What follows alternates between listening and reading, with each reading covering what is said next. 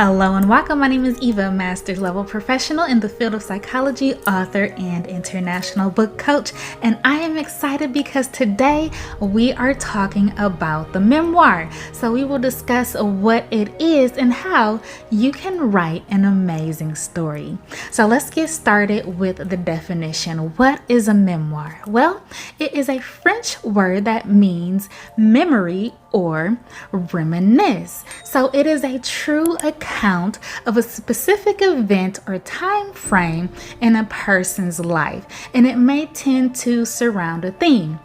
So for example, if the writer is a rapper, they will write about how they rose to fame. If they were an athlete, they might discuss the training process they went through in order to reach those professional levels of athleticism. So the memoir is based on a true account.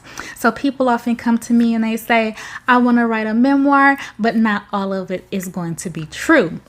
Well, in that case, it wouldn't technically be a memoir. In that case, that would be a different genre. So a lot of people often ask, do you think my story is interesting? Is it good? Is it worth writing about? And I can tell you that I've come across some really amazing stories since I've been writing and doing coaching and helping people edit their documents. And I can say that your story is unique to you. It is worth telling. So let's get into some of the elements of a memoir. My number one tip in writing a memoir is to make sure you set the scene. So when we think back and we reflect on our lives, we're able to put ourselves in the scene of where we went to school, our homes. We're able to see the people we interact with.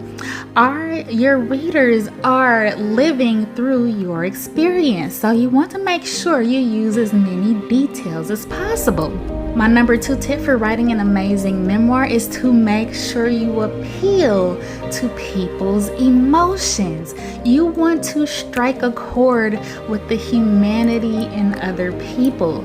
You want to be able to identify and connect with your readers through the things that you have to say. So you might need to get graphic or explicit, or you might want to recount the bliss and the overwhelming emotions of joy that you felt.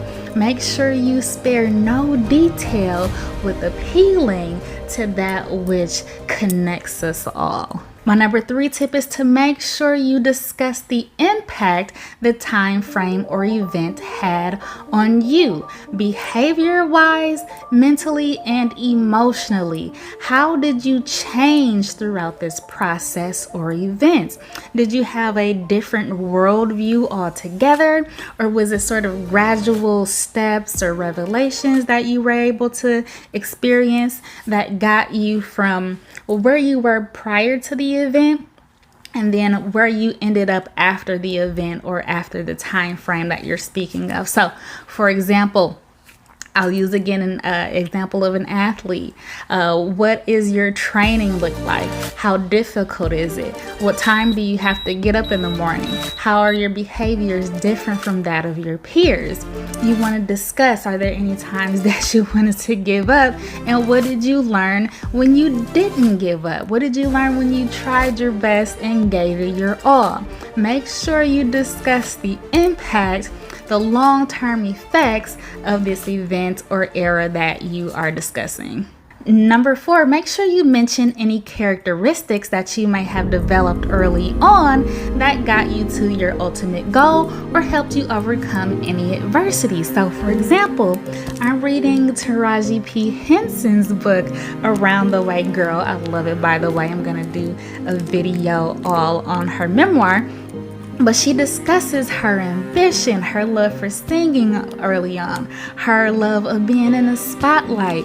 And of course, she uses lots of imagery and detail in her story. So we get a feel of how her character might have been, or how her personality may have been like, and how that ultimately led to her success. So make sure you include those characteristics that make you strong. And my number 5 tip, be open and be honest.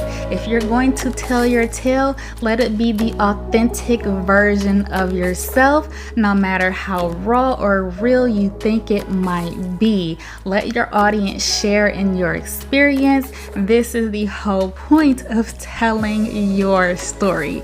They are going to identify with those deep, sort of meaningful life lessons that you are sharing with them. All right, so be honest. And as a bonus tip, make sure you go out and read other people's memoirs. So again, for example, you can grab Taraji P. Henson's book. I recommend it. I recommend Night by Ellie Weissel, and this is a book that I read during my college days that has stuck with me for all of these years. It's about a concentration camp survivor, and his story was so emotionally gripping, and it holds on to you when you sort of experience that sort of despair and sort of the things that they might have to endure. And that really helps his readers connect with him, and actually, if only for a moment while reading the book, just take even a glimpse into some of the tragic events that were happening there. So very poignant, very emotionally compelling. I recommend it. And these type of stories, again, if you can draw on people's emotion, they will remember your story. All right. So I hope this helps. If you have any questions, feel free to reach out to me. I would love to hear from you and help you with any of your content creation questions. Until next time, be happy and confident speakers and writers.